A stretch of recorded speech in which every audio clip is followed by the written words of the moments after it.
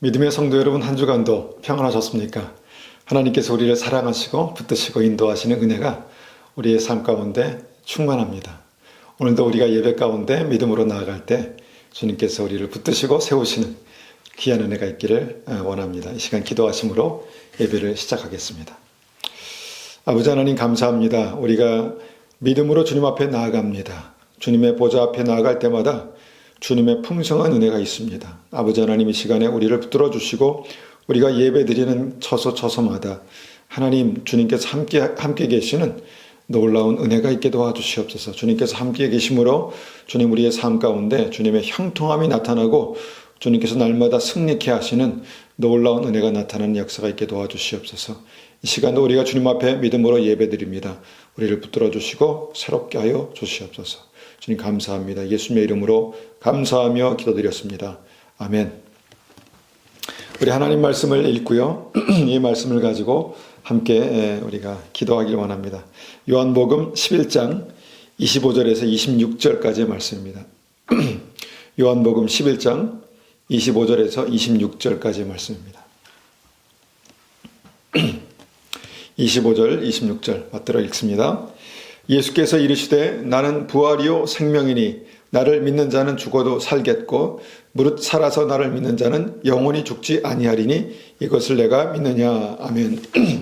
주님은 부활이시요 생명이십니다. 예수님을 믿는 자는, 예수님께서 우리 삶 가운데 거하시는 자는 날마다 그의 삶 가운데 부활의 능력을 경험하게 됩니다. 주님 그런 은혜가 우리의 삶 가운데 있게 도와주시옵소서. 또한 우리에게는 영생이 있습니다. 영원한 하나님 나라의 소망이 있습니다. 주님 그 소망이 날마다 더욱더 커져가는 은혜가 있게 도와주십시오. 그렇게 한번 같이 기도하겠습니다.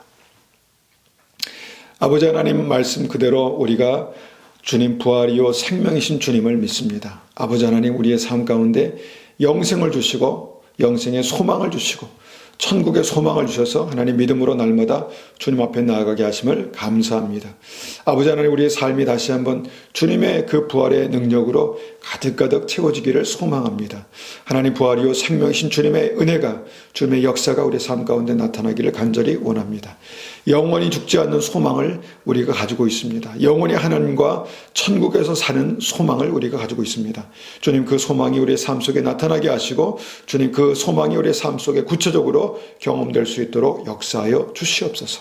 이 시간 우리가 예배드리는 이 예배가 주님과 더욱더 친밀하게 동행하며 정말 부활이요 생명이신 주님을 우리의 삶 가운데 경험하게 되는 그런 놀라운 은혜가 우리의 삶 가운데 있기를 간절히 원합니다. 우리를 붙들어 주시고 우리가 예배드릴 때 더욱더 친밀하게 주님을 만날 수 있도록 은혜 베풀어 주시옵소서. 주님 감사합니다. 예수님의 이름으로 감사하며 기도드렸습니다. 아멘.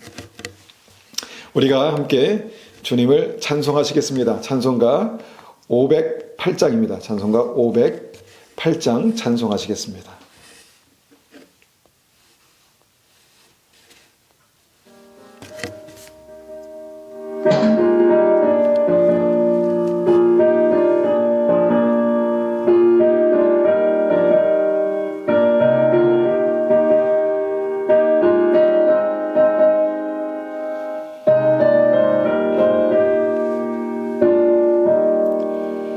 우리가 지금은 나그네 되어도 화려한 천국에 머자 나가리니 이 세상 있을 때 주 예수 위하여 끝까지 힘써 하세.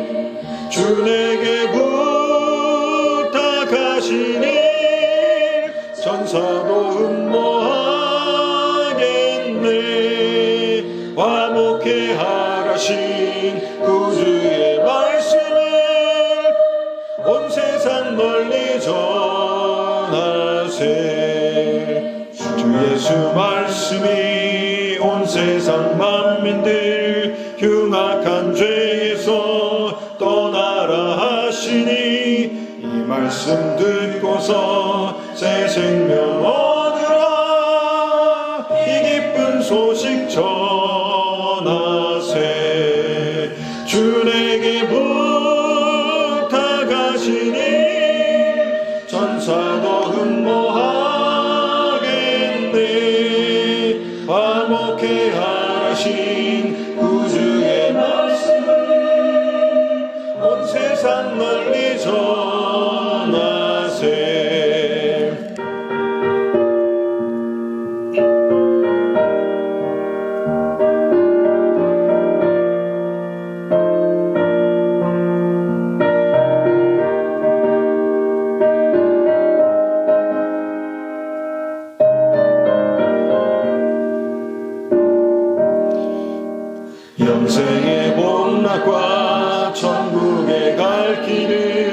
만 백성 알도록 나가서 전하세. 주 예수 말씀이 이 복음 전하라 우리에게 부탁하셨네.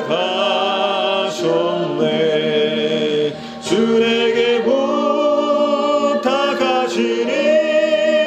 전사도 흠모하겠네. 화목해 하라신 구주의 말씀을 온 세상 널리 전하세.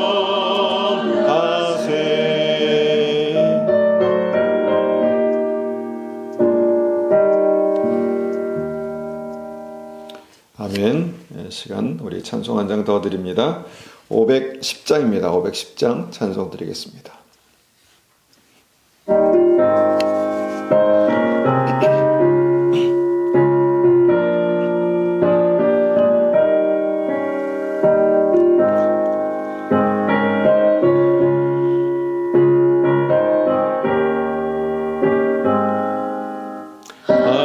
하나님의 진리 등대 길이 길이 빛나니 우리들도 등대되어 주의 사랑 비추세.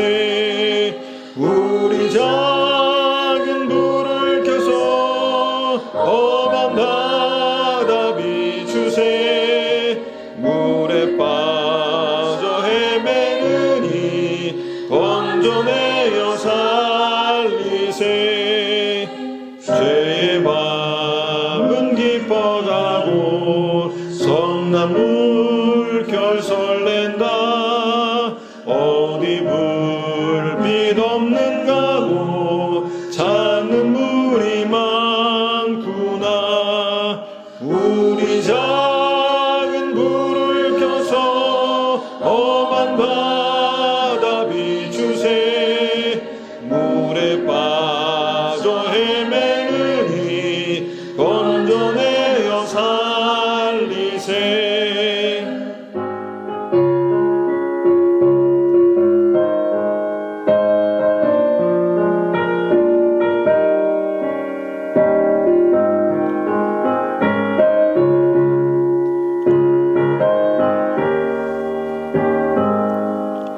너희 등불 도두어라 거친 바다 비춰라.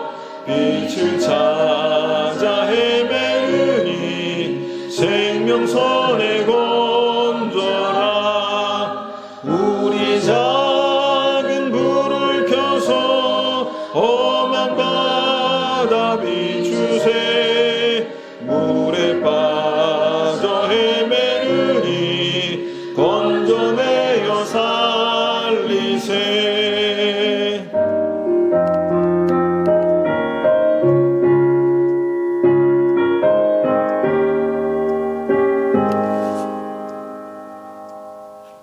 아멘. 이 시간에 우리가 믿음으로 주님 앞에 헌물을 드리겠습니다. 하나님 앞에 헌물을 드리면서 우리 일주일 삶을 다시 한번 생각해 보시고 또 우리의 삶 속에 있는 감사의 기도 또 감사의 구체적인 기도도 함께 드리도록 하겠습니다. 이 시간에 우리가 헌물 드리겠습니다.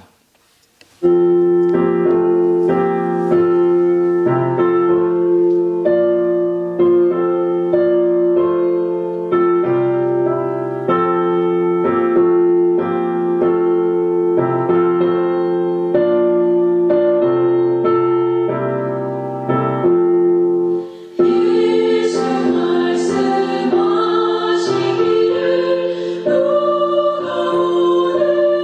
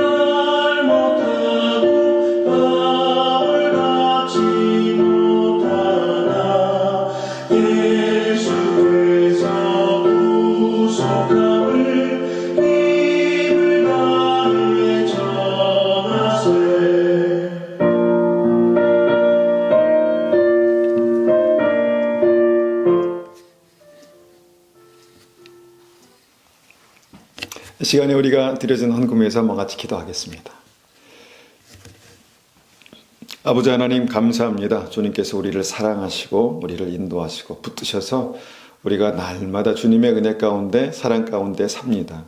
하나님 우리 가정에 주님께서 늘 함께 하셔서 주님 항상 우리의 기도를 들으시고 또 우리의 삶 속에 구체적으로 하나님께 사랑하시는 믿음의 증거들을 보게 하셔서 감사합니다. 우리의 기도가 살아나게 하시고 우리의 예배가 살아나게 하시고 주님을 더욱더 깊이 사랑하며 날마다 그 사랑이 증가하고 자라나는 그런 귀한 은혜가 있게 도와주시옵소서. 우리 자녀들에게 믿음 주셔서 감사합니다. 하나님 우리 자녀들을 주님께서 귀하게 세우시고 또 사랑하시고 또 하나님의 영광을 위해서 주님 쓰시겠다고 말씀하심을 감사합니다. 하나님 그 은혜가 우리 삶 가운데 나타나게 하시고 또한 우리 가정이 날마다 정말 주님의 거룩한 처소가 될 수 있도록 주님 은혜 베풀어 주심 감사합니다. 주님 이 시간도 우리가 믿음으로 예배를 드립니다. 우리에게 말씀하심을 감사합니다. 우리의 삶 가운데 더 구체적으로 주의 음성을 듣게 하시고 깨닫게 하시고 주님의 말씀이 살아있고 운동력 있는 하나님의 능력으로 나타나는 귀한 은혜가 있게 도와주시옵소서. 주님 감사합니다. 예수님의 이름으로 감사하며 기도드렸습니다. 아멘. 아멘. 이 시간에 우리가 하나님 말씀을 함께 듣겠습니다. 오늘 말씀의 제목은요, 말씀으로 두드리시는 하나님입니다. 말씀으로 두드리시는 하나님. 요한계시록 3장 16절 말씀을 한번 보겠습니다. 요한계시록 3장 16절.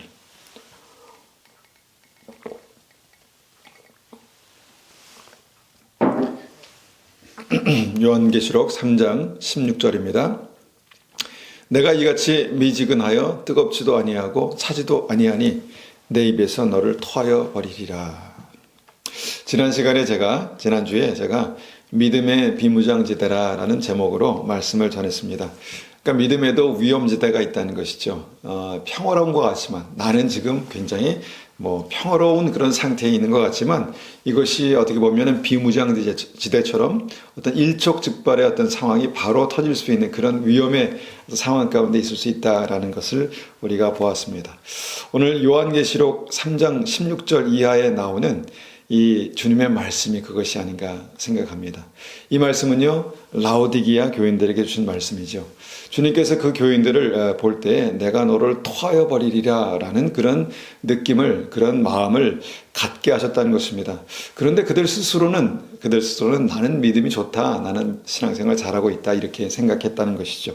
그러니까 하나님의 생각과 우리의 생각이 다를 수 있다는 것입니다. 다를 수 있다는 것입니다.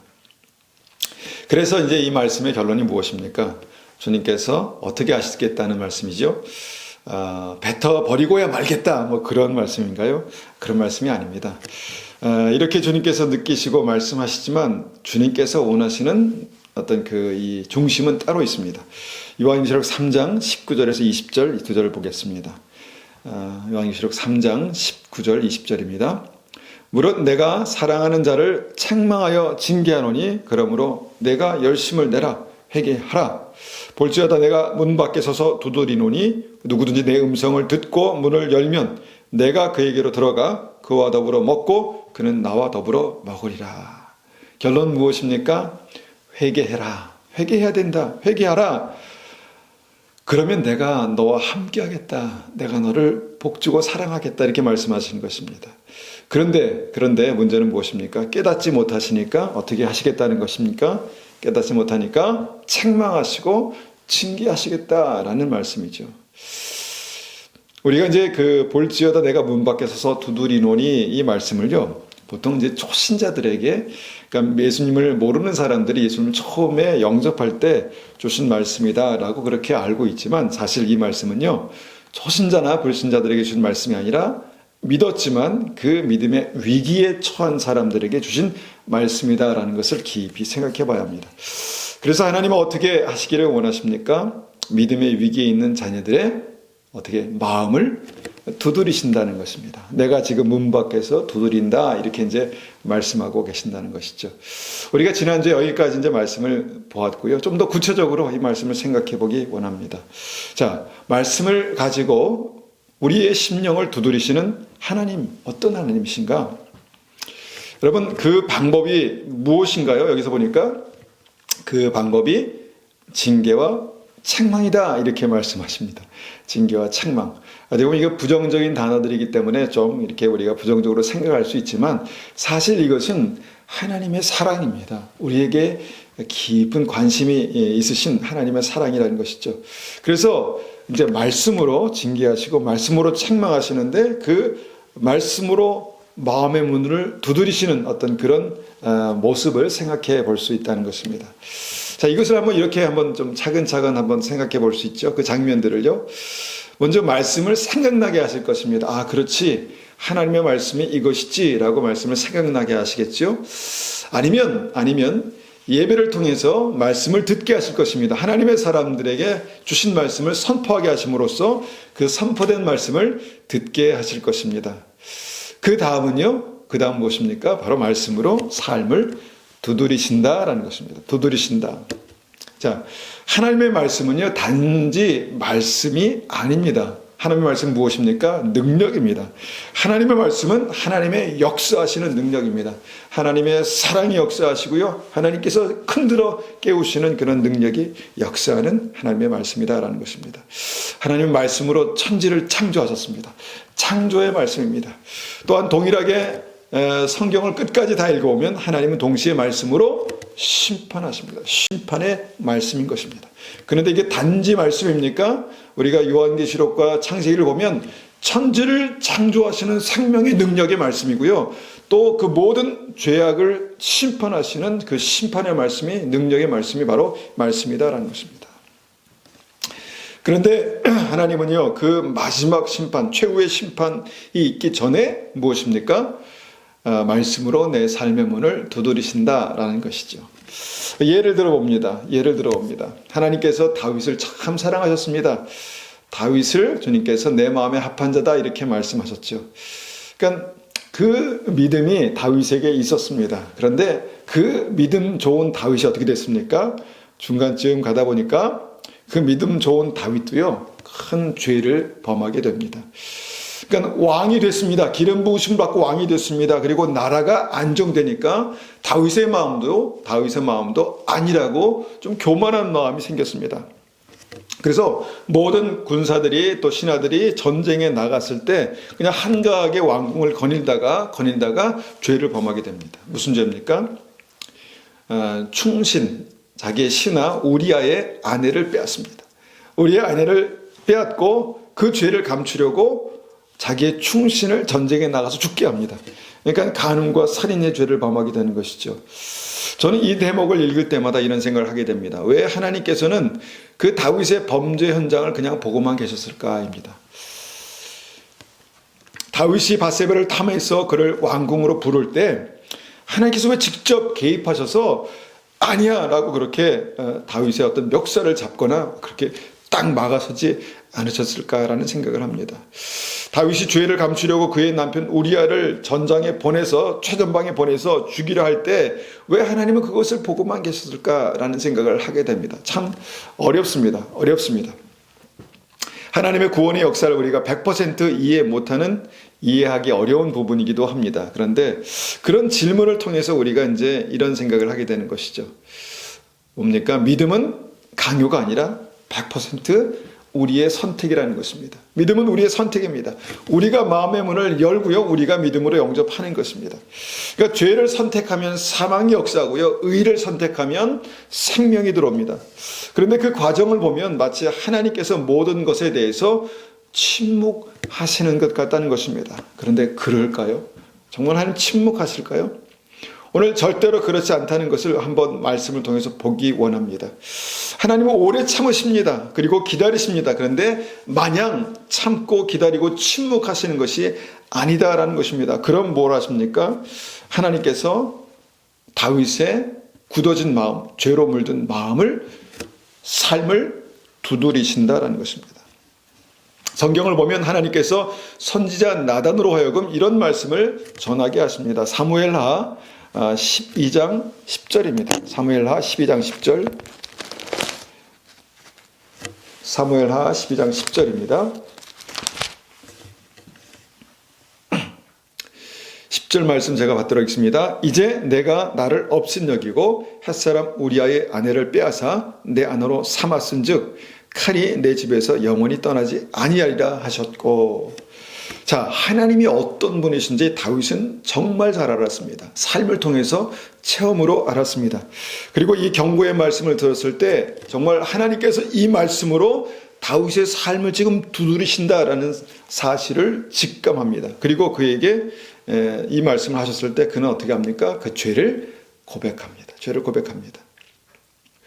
12장 13절입니다. 사무엘하 12장 13절. 다윗이 나단에게 이르되 내가 여호와께 죄를 범하였습니다 라고 그렇게 고백합니다. 그러니까 믿음이 있었던 다윗은요, 그 마음을 두드리시는 하나님의 음성을 들을 수 있었습니다. 그리고 듣고 어떻게 합니까? 회개하고 마음의 문을 엽니다. 그런데 그때 다윗이 깜짝 놀랄 만한 사실을 알게 되죠. 그것이 무엇입니까? 바로 사무엘하 12장 13절입니다. 12장 13절. 다윗이 나단에게 이르되 내가 여호와께 죄를 범하였노라 하매 나단이 다윗에게 말하되 여호와께서도 당신의 죄를 사하셨나니 당신이 죽지 아니하려니와. 자, 하나님께서 다윗을 죽이려 하셨다는 사실을 다윗이 깨닫습니다. 다윗이 알게 됩니다. 죄의 삭은 사망입니다. 정말 이 말씀대로 다윗이라 할지라도 그 죄 때문에 너무 정말 이 추악한 죄 때문에 죽이려 하셨다라는 것을 깨닫게 됐다는 것입니다. 그런데 그 심판을 행하시기 전에 말씀으로 다윗의 마음을 두드리셨다는 것입니다. 그리고 그가 돌이키고 회개하니까 하나님께서 다윗을 심판하는 것을 보류하셨습니다. 보류하셨습니다. 아마 용서하셨던 것 같습니다. 그런데 제가 보류라는 단어를 쓰는 이유가 있습니다. 여기서 다윗의 온전한 회개는 그냥 마무리된 것이 아니었다는 것입니다. 사무엘하 12장 14절을 봅니다. 사무엘하 12장 14절. 이 일로 말미암아 여호와의 원수가 크게 비방할 거리를 얻게 하였으니 당신이 낳은 아기가 반드시 죽으리라 하고.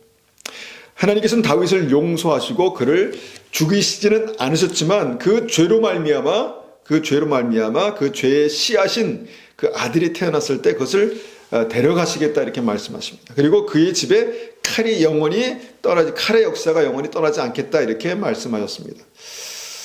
많은 경우 회개는 우리가 깊이 뉘우치면 끝나지만 그 죄의 뿌리가 깊고 깊을수록 이 회개가 쉽게 그렇게 되지 않는다는 것입니다. 그래서 평생을 회개하는 것 같습니다. 정말 이렇게 쉽게 회개되지 않는 죄를 어떻게 하셨습니까? 다윗이 깊이 뉘우치고 겸손하게 낮아지고 온전히 돌이키는데 시간이 걸렸다라는 것을 우리가 보게 된다는 것입니다. 왜 그럴까요? 사람은 보통 고집이 셉니다. 고집이 세고요. 강박합니다. 저를 보면 압니다. 사람은 고집이 세고 강박합니다. 그래서 하나님께서 많은 경우 이 회개가 한순간 정말 일어날 수 있음에도 불구하고 이것이 오랫동안 그 삶을 통해서 더 깊은 회개 가운데로 나아가게 되는 것 같습니다. 여기가 참 우리가 이해하기 어려운 부분인데요. 다윗이 진정으로 회개할 때 하나님께서 분명히 다윗의 죄를 이제 용서하신 것 같지만 그런데 그게 끝이 아니었다는 것입니다.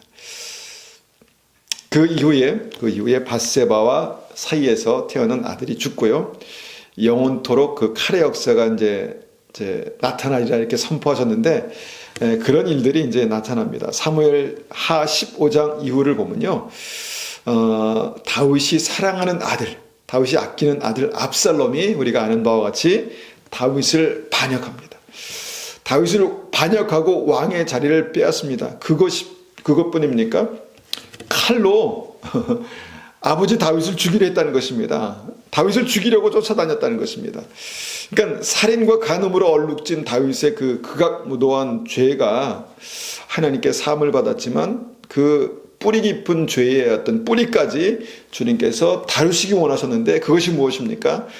다윗의 삶을 정말 뿌리째 흔들고 있는 그의 인생 가운데 그 인생의 깊은 기반을 흔들고 있는 그 하나님의 고난의 역사가 있었다는 것입니다.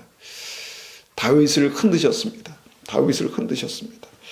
그리고 그 흔들림을 통해서 다윗은 어떻게 됐습니까? 겸손하게 하나님께 낮아집니다. 하나님을 경외하는 마음을 갖게 되었다는 것입니다. 그의 죄의 그 시작, 교만을 주님께서 그 뿌리까지 정결케 하시는 그런 역사가 있었다라는 것입니다. 저는 이것이 하나님께서 다윗의 삶을 두드리시는 사건이다라고 믿습니다. 말씀으로 주님께서 다윗의 삶을 두드리고 계셨다는 것입니다. 너 다시 한번 회개를 통해서 마음의 문을 열어라. 다시 열어라. 더 겸손하게 마음의 문을 열어라. 이렇게 말씀하셨다는 것입니다. 다윗은 이 고난의 어떤 그 하나님께 주신 고난을 통해서 하나님이 두려운 것을 정말 알았을 것입니다. 그리고 무엇입니까? 죄의 심각성을 절실하게 깨달았을 것입니다. 아, 죄가 이렇게 무서운 거구나. 죄가 이렇게 무서운 거구나. 정말 말씀 그대로 죄의 삭시 사망이구나라는 것을 알았을 것입니다. 그래서 어떻게 됐을까요? 절대로 하나님 앞에 교만할래야 교만해질 수 없는 그런 믿음의 상태. 죄라면 치가 떨리는 그런 상태가 되었겠죠. 이것이 회개라는 것입니다. 이것이 회개입니다. 그때 이런 상황을 보면서 이 말씀이 생각나죠. 요한계시록 3장 19절의 말씀. 무릇 내가 사랑하는 자를 책망하고 징계하노니. 무릇 내가 사랑하는 자를 책망하고 징계하노니. 사랑하기 때문에, 아끼기 때문에, 그를 살려야 하기 때문에 주님께서 말씀으로 책망하고 징계했다라는 말씀입니다. 이것이 하나님께서 말씀으로 삶을 두드리시는 그런 모습입니다. 이런 일이 없었다면 어떻게 되었을까 생각해 보면요.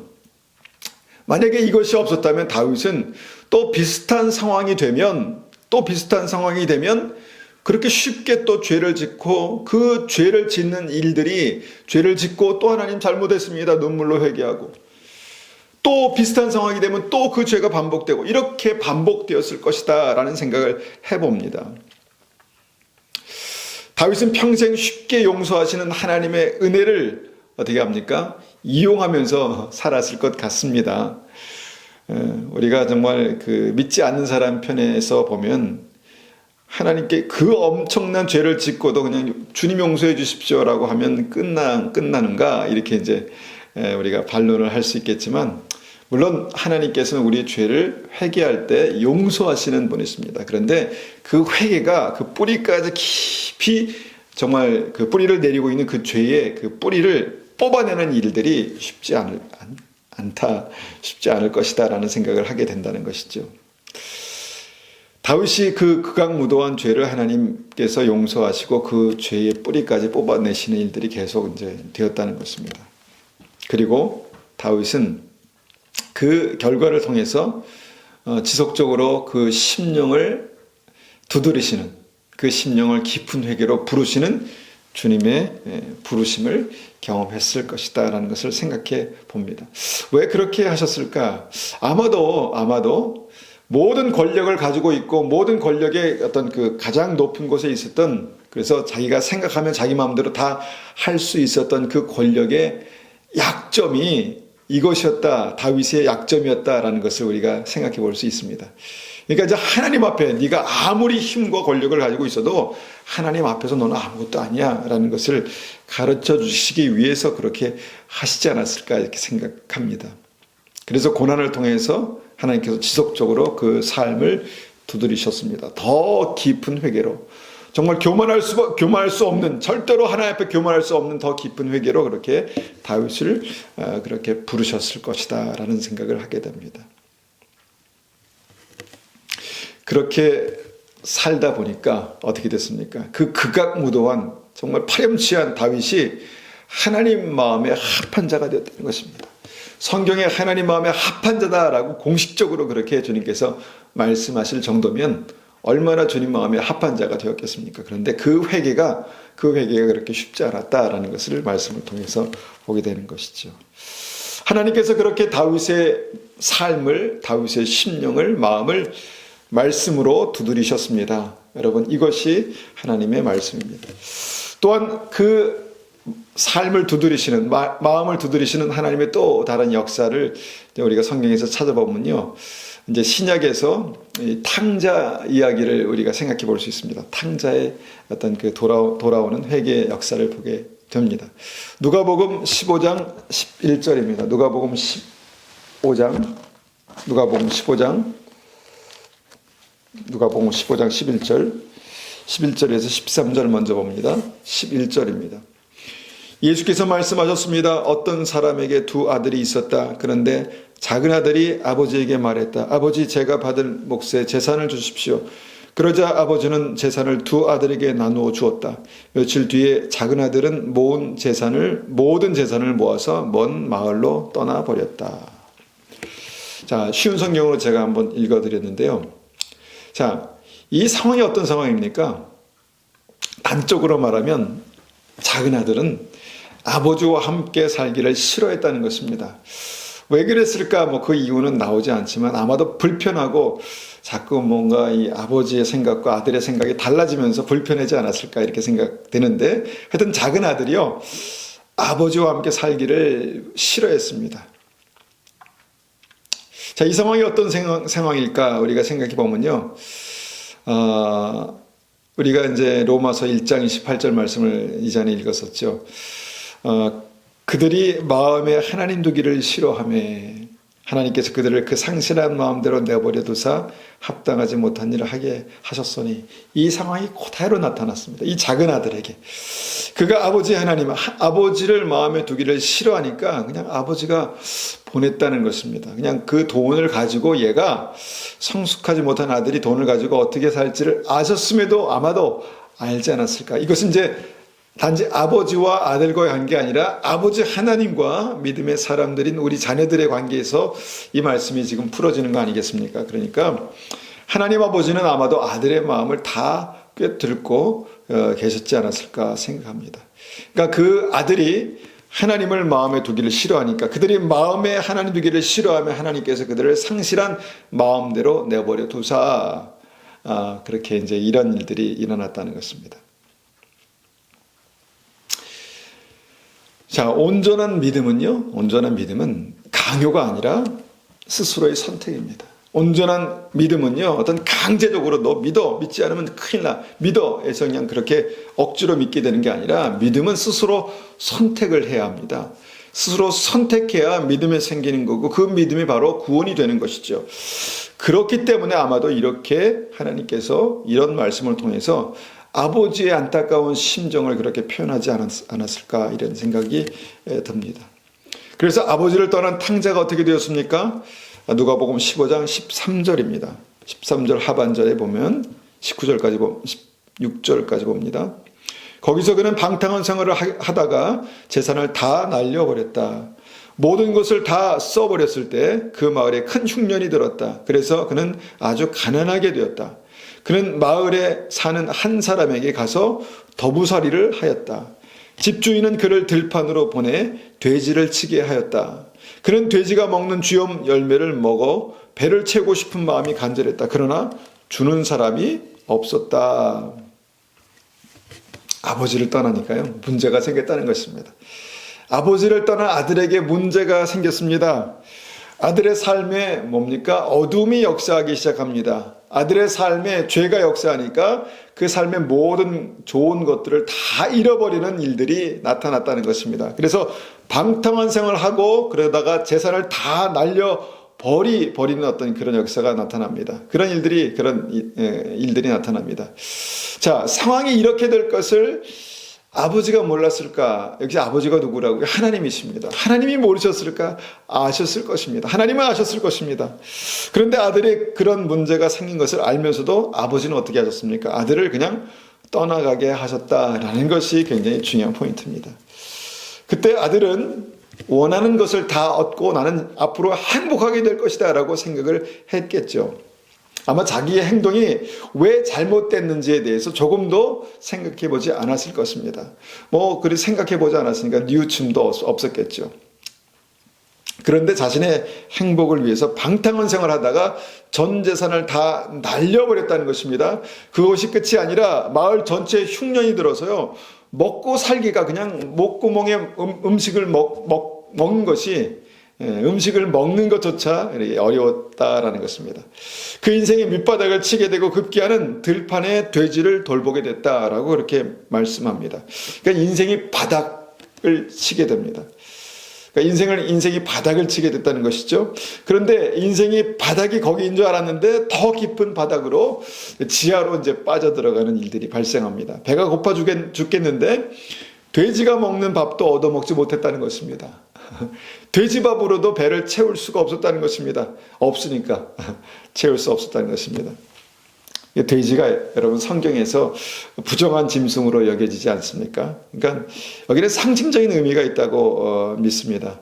그러니까 그 아들의 삶이 돼지보다 더 못한 나락으로 떨어졌다는 것입니다. 성경에서 그렇게 정말 비참하게 그렇게 부정하게 생각하는 그 돼지보다 더 아래로 그 나락으로 떨어졌다는 것입니다. 그러니까 인생이 바닥으로 떨어지는 게 여러분 한순간 정말 시간 문제입니다. 그러니까 부자인 아버지와 함께 풍족하게 살다가 정말 상당한 유산을 미리 챙겨서 그 인생이 행복할 것 같았던 그 삶이 하루아침에 무너지고 돼지보다 못한 인생이 되었다라는 것이 이제 말씀의 결론입니다. 그런데 이 말씀이 무엇인가 우리가 말씀을 연결해서 생각해 보면 하나님께서 그렇게 그의 삶을 두드리셨다라는 것입니다. 진짜 믿음으로 돌아올 수 있도록, 진짜 아버지께 그 마음이 돌아올 수 있도록 두드리셨다라는 것입니다. 자, 인생의 바닥을 치니까 어떻게 됐습니까? 누가복음 15장 17절입니다. 17절에서 19절까지 말씀 봅니다. 그제서야 그는 제정신이 들어 말했다. 내 아버지의 품꾼들에게는 양식이 풍족하여 먹고 남는데 나는 여기서 굶어 죽는구나. 일어나 아버지께 돌아가 말해야겠다. 아버지, 저는 하나님과 아버지 앞에서 죄를 지었습니다. 저는 더 이상 아버지의 아들이라고 불릴 자격이 없습니다. 저를 아버지의 품꾼 가운데 하나로 여기십시오. 라고 이렇게 말해야 되겠다라는 생각을 했다는 것입니다. 그러니까 아버지를 마음에 두기를 싫어하는 아들이 아버지를 떠나겠다고 하니까 그냥 떠나게 놔두셨지만 이것이 끝이 아니었다는 것입니다. 그렇게 이제 될 것을 이제 미리 아셨던 아버지의 마음이 무엇인가에 대해서 알게 되는 구절이죠. 하나님께서 그 아들의 상황들을 미리 보시고 이것을 허락하셨다는 것이죠. 그것이 무엇입니까? 바로 겸손하여서 낮아지고 회개하는 심령, 진짜 그 마음 가운데 회개하는 그 심령이 생겼다는 것이죠. 여러분, 믿음은 강제로 되는 것이 아닙니다. 스스로 깨닫고 돌아와야 진짜 믿음이 되는 것입니다. 정말 스스로 천국에 가겠다는 그 믿음, 정말 영원히 하나님 나라에서, 아버지의 나라에서 함께 살아야 되겠다는 그 믿음이 스스로 들어야 믿음으로 돌아올 수 있는 것입니다. 그래서 하나님은 아들을 떠나보낸 것입니다. 아버지는 아들을 떠나보내시고 그냥 무모하게 방치하신 것이 아니라 이것까지 다 계산에 넣으신 것입니다. 그 아들의 삶의 문을 어떻게 하십니까? 고난으로 두드리시는 방법을 생각하셨다는 것입니다. 그 삶의 문을, 마음의 문을 고난으로 두드리시는 방법을 생각하셨다는 것입니다. 재산을 다 탕진하고 흉년이 들고 먹고 살기가 어려워집니다. 삶의 고난으로 그 아들의 삶이 돼지보다 더 낮아지는 삶으로 그렇게 되었다는 것입니다. 낮추셨다는 것이죠. 굳이 그럴 필요가 있을까? 여러분, 굳이 그렇게 할 필요가 있을까요? 있습니다. 왜 그렇습니까? 믿음으로 보면 우리 인생은 이 땅의 삶이 전부가 아니라 영원한 하나님의 나라가 있기 때문입니다. 그것 때문에 이 고난이 필요했던 것이죠. 천국이 있기 때문에 이 고난이 필요한 것입니다. 이 땅의 삶은 정말 나그네와 같은 삶입니다. 잠깐 있다가 가는 것이 이 땅의 삶입니다. 잠시 나그네로 살다가 어디론가 떠나가는 것이 인생인데 어디로 떠납니까? 어디로 떠나갑니까? 천국이 아니면 지옥이다라는 것입니다. 여러분, 이 땅의 삶에서 정말 잠깐 있다가 영원한 삶으로 들어가는데 그것이 천국이 되기 위해서는 우리의 삶 가운데 어려움과 고난이 필요합니다. 그래서 하나님 아버지는 그 아들을 그렇게 떠나보내시고, 그러니까 이제 아들이 떠나겠다니까 떠나보내시지만 두 번째 작전, 그의 삶을 말씀으로 두드리시는 이 하나님의 구원의 역사를 그렇게 행하셨다라는 것입니다. 우리가 이제 다윗과 이 탕자의 삶을 비교해 보면요, 다윗의 삶은 선회개 후조치, 그러니까 먼저 회개하고 그 다음에 그 삶을 만들어 가시는 하나님의 모습을 보게 됩니다. 근데 탕자의 삶은요, 선조치 후 회개입니다. 그러니까 먼저 하나님께서 그 삶을 정말 그 돌이키게 하시고, 고난을 통해서 돌이키게 하시고, 그다음엔 깊이 회개하게 하셨다는 것이죠. 그러니까 일괄적으로 주님께서 이제 이것을 이제 전체를 우리가 아울러 생각해 보면 그렇게 말씀으로 삶을 두드리시고 마음을 여시는 하나님의 모습입니다. 계시록 3장 19절 다시 봅니다. 무릇 내가 사랑하는 자를 책망하여 징계하노니, 내가 사랑하는 자를, 주님께서 사랑하는 자를 책망하여 징계하신다 말씀하십니다. 사랑 때문에 그의 삶의 문을 말씀으로, 말씀에 기록된 고난으로 두드리시는 것입니다. 그리고 그가 낮아졌을 때 다시 하나님 곁으로 부르신다는 것입니다. 그가 낮아졌을 때 다시 하나님 곁으로 오게 하신다는 것입니다. 자발적으로, 스스로. 자, 스스로 떠나갔습니다. 스스로 떠나간 아들이 스스로 돌아오는 것이 믿음입니다. 이것이 하나님께서 그 말씀으로 그 삶을, 마음을 두드리시는 방법이라는 것입니다. 물론 내가 사랑하는 자를 책망하여 징계하노니, 그러므로 내가 열심을 내라, 회개하라. 자, 회개가 무엇입니까? 그럼 회개는 무엇입니까? 그 실패의 자리, 절망의 자리에서 일어나서 아버지가 있는 곳으로 가는 것입니다. 아버지가 계신 곳으로 다시 돌아가는 것입니다. 이것이 회개입니다. 그러면 그 돌아온 아들에게 하나님의 사랑, 아버지의 은혜가 다시 부어지는 것이, 그것이 진짜 은혜입니다. 그것이 진짜 형통이라는 것이죠. 회개가 있은 후에야 은혜와 형통이 있는 것입니다. 회개가 없는 은혜와 형통은 없습니다. 그것은 가짜입니다. 온전한 회개가 있은 후에 하나님께서 은혜를 부으시고, 온전한 회개가 있을 때 하나님께서 형통케 하십니다. 이것이 하나님의 역사입니다. 이것이 하나님의 온전한 축복이죠. 자, 이 탕자에게 어떤 은혜와 형통이 나타납니까? 아버지께 회개하고 아버지께로 돌아오니까 어떤 일이 일어납니까? 20절에서 24절까지 말씀 봅니다. 20절에서 24절까지. 그 아들은 일어나 아버지께로 갔다. 그 아들이 아직 먼 거리에 있는데 아버지가 그를 보고 불쌍히 여겨 달려가 아들을 끌어안고 입을 맞추었다. 아들이 아버지께 말하였다. 아버지, 저는 하나님과 아버지 앞에 죄를 지었습니다. 저는 아버지의 아들이라 불릴 자격이 없습니다. 그러나 아버지는 종들에게 말했다. 서둘러 가장 좋은 옷을 가져와서 아들에게 입혀라. 또 손가락에 반지를 끼워주고 발에 신발을 신겨라. 그리고 살찐 송아지를 끌고 와서 잡아라. 우리가 함께 먹고 즐기자. 내 아들이 죽었다가 다시 살아났고 잃어버렸다가 다시 찾았다. 그래서 그들은 함께 즐기기 시작하였다. 아버지가 처음부터 끝까지 아들을 사랑했습니다. 마치 중간에는 그 사랑이 식은 것처럼, 그 사랑이 뭔가 이 무관심으로 변한 것처럼 생각되지만 아니었습니다. 사실 아버지는 하나님은 처음부터 끝까지 그 아들을 사랑했습니다. 그러나 사랑하는 방법이 그 아들의 상태에 따라 조금씩 달랐다는 것입니다. 그 아들이 아버지를 부담스러워할 때, 그러니까 아버지를 마음에 두기를 그렇게 꺼려할 때, 싫어할 때, 아버지는 사랑하지만 가까이 할 수 없었습니다. 그래서 일방적인 사랑은 정말 결과적으로 열매를 맺을 수 없기 때문에 사랑하시지만 떠나보내셨다는 것입니다. 그냥 멀리서 아버지께서 하신 일은 멀리서 아들의 삶을, 이제 그 마음을 두드리시기만 하셨다는 것입니다. 이것이 하나님의 역사입니다.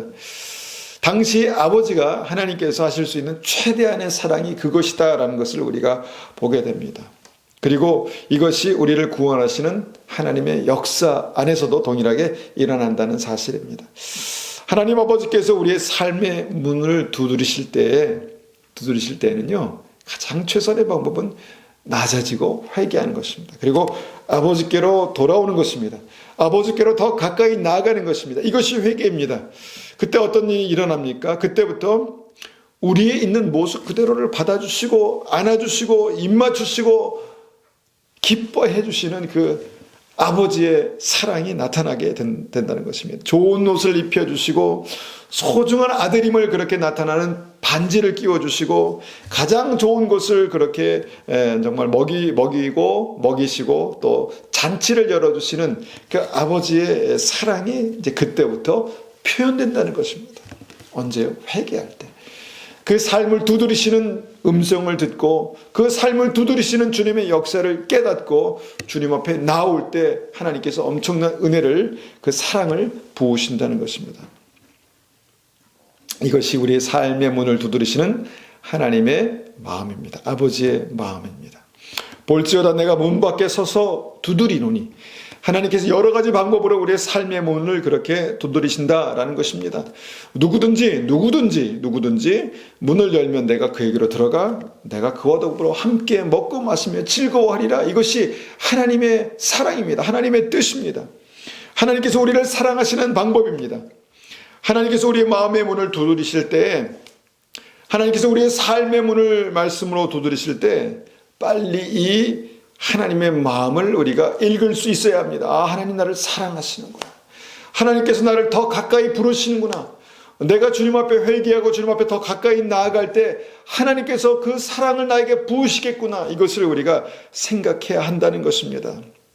빨리 마음을 낮춰서 회개함으로 아버지께 돌아가는 것이 믿음입니다. 그때 우리를 향한 하나님의 풍성한 사랑은 다시 시작될 것입니다. 이것 때문에 주님께서 계속해서 우리의 삶의 여러 가지 일들을 통해서 말씀으로 우리의 마음을 두드리시고 삶을 두드리시고 나에게 문을 열고 나오라 말씀하시는 것입니다. 주님 앞에 그 믿음으로 나아가시는 은혜가 우리의 삶 가운데 있으시기를 축원합니다. 이 시간에 한번 같이 이 말씀을 가지고 기도하겠습니다. 우리 인생을 통해서 저는 더 가까이 부르시려고 우리의 마음을 말씀으로 두드리시고 말씀으로 우리의 삶을 두드리실 때 우리가 주님 앞에 마음을 열고 주님께 더 가까이 나아가고 더 깊은 회개로 더 온전한 회개로 나아갈 수 있는 은혜가 있게 도와주십시오. 그렇게 한번 같이 기도하겠습니다. 아버지 하나님 감사합니다. 우리를 사랑하셔서 정말 문 밖에 서서 우리를 두드리신다 이렇게 말씀하셨습니다. 우리를 사랑하시기 때문에 주님께서 우리를 향한 뜨거운 사랑의 계획이 있으시기 때문에 주님 문 밖에 서서 두드리시지만 결국은 내가 마음의 문을 열지 않으면 내가 주님께 마음의 문을 열어드리지 않으면 주님 그 역사는 시작되지 않습니다. 사랑의 역사, 구원의 역사는 시작되지 않는 것을 말씀을 통해서 봅니다. 아버지 하나님이 이 말씀을 우리의 심령 가운데 새기고 주님께서 우리의 마음의 문을 삶의 문을 두드리실 때 바로바로 깨닫고 주님 앞에 나올 수 있는 아버지 앞에 나아갈 수 있는 은혜가 있게 도와주시옵소서. 우리가 강팍하기 때문에 하나님 정말 우리가 웬만하면 마음이 낮아지지 못하고 겸손하지 못하고 회개하지 못하는 것이 우리의 일상입니다. 주님 우리를 긍휼히 여겨주시고 불쌍히 해주셔서 하나님 우리가 정말 우리의 삶 가운데 우리의 마음을 두드리시는 우리의 삶을 두드리시는 주님의 음성을 듣고 주님께 마음을 열어드릴 수 있도록 은혜 베풀어 주시옵소서. 정말 다윗과 같이 극악무도한 사람도 주님 그 고난을 통해서 그 삶을 두드리실 때 하나님 말씀으로 그 삶을 두드리실 때 그가 마음을 열고 회개하고 낮아지고 돌이켰을 때 주님께서 그를 내 마음에 합한 자라고 말씀하시고 복 주시고 축복하셨던 것처럼 하나님 우리의 삶도 주님 앞에 날마다 더 깊이 나아가고 더 깊이 회개하고 온전히 주님께 더 친밀하게 주님과 동행할 수 있는 믿음이 될 수 있도록 역사하여 주시옵소서. 이 시간도 주님께서 우리를 붙드시고 우리를 사랑하시는 놀라운 은혜를 찬송합니다. 주님 찬송합니다. 주님 붙들어 주시옵소서. 주님 감사합니다. 예수님의 이름으로 감사하며 기도드렸습니다. 아멘. 우리가 이 시간에 찬송 한 장 드리고요. 510장 우리 찬송 1절과 2절 드리고 우리 예배를 마치겠습니다. 510장입니다.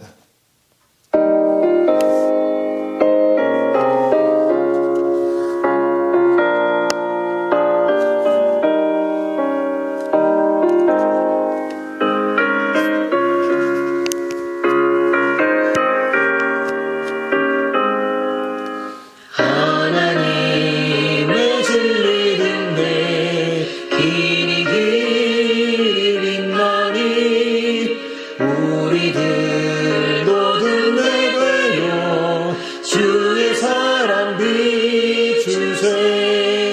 우리 작은 불을 켜서 험한 바다 비추세 물에 빠져 헤매느니 건져내어 살리세 죄의 밤은 깊어가고 성난 물결 설렌다 어디 불빛 없는가고 찾는 무이 많구나 우리 작은 불을 켜서 험한 바다 비추세 물에 빠져 헤매느니 건져내어 살리세. 아멘. 우리가 이 시간에 한번 기도하고요. 예배를 마치겠습니다. 아버지 하나님 감사합니다. 주님께서 우리를 사랑하셔서 붙드시고 사랑하셔서 책망하시고 사랑하셔서 징계하신다는 사실을 우리가 다시 한번 기억합니다. 주님 말씀으로 깨우시고 말씀으로 우리의 마음을 두드리시고 말씀으로 우리의 삶을 두드리실 때 우리가 정신을 차리고 주님 앞에 겸비하여서 회개하여서 주님께로 더 가까이 나올 수 있는 그런 은혜가 우리의 삶 가운데 있게 도와주시옵소서. 지금은 우리 주 예수 그리스도의 은혜와 하나님 아버지의 극진하신 사랑하심과 성령님의 충만하심과 인도하심이 오늘도 우리의 마음문을 두드리실 때 우리의 마음을 활짝 열기를 원하는 우리 성도님들 머리 위에 가정 위에 교회 위에 지금부터 영원토록 함께 계시기를 축원하옵나이다. 아멘.